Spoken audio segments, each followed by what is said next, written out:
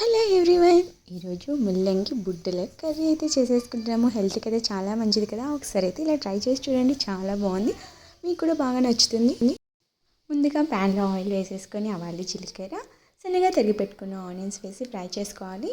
ఇలా onion fry అయ్యేటప్పుడు సన్నగా తరిగి పెట్టుకున్న మెంతి కూర కూడా బాగా ఫ్రై అయ్యేలాగా ఆయిల్లో వేసుకోవాలి. అప్పుడు కూర చాలా టేస్టీగా ఉంటుంది అనమాట. మెంతి కూర అయితే ఇప్పుడు బాగా దొరుకుతుంది కదా. అండ్ అలాగే అల్లం పేస్ట్ కూడా వేసుకొని బాగా ఆయిల్లో ఫ్రై చేసేసుకోవాలి. సన్నగా తరిగి పెట్టుకున్న టమోటా యాడ్ చేసేసుకున్నాను. ఇప్పుడైతే సరిపడా ఉప్పు, కారం వేసి ఇందులోనే నీట్గా తరిగి పెట్టుకున్న ముల్లంగి బుడ్డలు వేసేసుకోవాలి.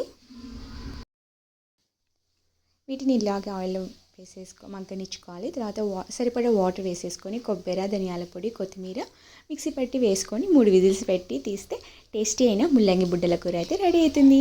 Video like, share, subscribe. Thank you for watching. Bye bye.